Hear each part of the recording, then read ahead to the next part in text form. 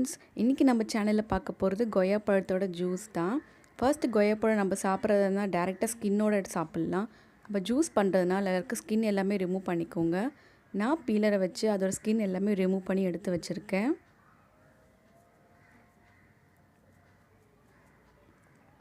கொய்யாப்பழம் ஜூஸ்க்கு இன்க்ரீடியன்ட் பார்த்தீங்கன்னா mint leaves, ஒரு நல்ல ரெஃப்ரெஷனிங் மவுத் ரெஃப்ரெஷனிங்காக இருக்குங்காக நான் மின்ட் லீவ்ஸ் எடுத்து வச்சுருக்கேன். அதுக்கப்புறம் ஒரு ஆஃப் லெமன் ஜூஸ் நீங்கள் எடுத்துக்கோங்க. கொய்யாப்பழத்தை வந்து நான் சின்ன சின்ன ஸ்லைசஸாக கட் பண்ணி மிக்சியில் இப்போ நான் ஆட் பண்ணிக்கிறேன். இது ரொம்பவே டேஸ்டியாக இருக்கும். நீங்கள் கண்டிப்பாக ட்ரை பண்ணி பார்த்து கமெண்ட் செக்ஷனில் என் கூட ஷேர் பண்ணுங்கள் ஃப்ரெண்ட்ஸ்.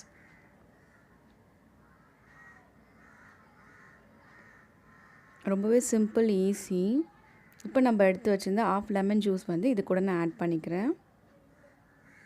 லெமன் ஜூஸ் ஆட் பண்ணுறதுனால ஒரு தனி ஃப்ளேவர் வரும் அதில், அதனால தான் நான் ஆட் பண்ணிக்கிறேன் இந்த கொய்யாப்பழம் ஜூஸோட.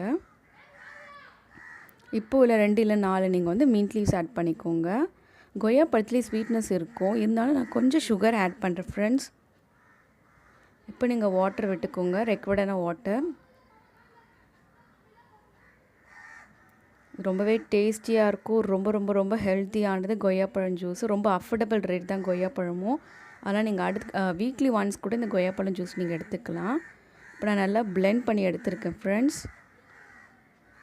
இப்போ பிளெண்ட் பண்ணி எனக்கு மிக்ஸி ஜார் ஓப்பன் பண்ணதும் செமையாக ஃப்ளேவராக ஒரு நல்ல ஒரு ஃப்ளேவர் இருக்குது அந்த கொய்யாப்பழத்தோட ஜூஸு.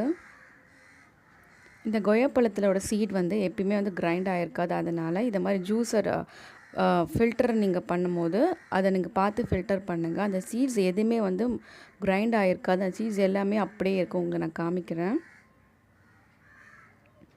நல்லா திக்காக வந்துருச்சு. இப்போ பாருங்களேன், நம்ம எவ்வளோ கிரைண்ட் பண்ணியிருக்கோம், ஆனால் இதில் வந்து சீட்ஸ் எதுவுமே வந்து பிளெண்ட் ஆகவே இல்லை, எல்லாமே அப்படி தனித்தனியாக இருக்குது. அதனால் இதை மாதிரி ஜூஸர் ஃபில்டர் வச்சு நீங்கள் ஃபில்டர் பண்ணிக்கோங்க. நல்லா மில்க் ஷேக் மாதிரி, நான் மில்க் ஆட் பண்ணதுனால மில்க் ஷேக் மாதிரியே இருக்குது இந்த கொய்யாப்பழம் ஜூஸு.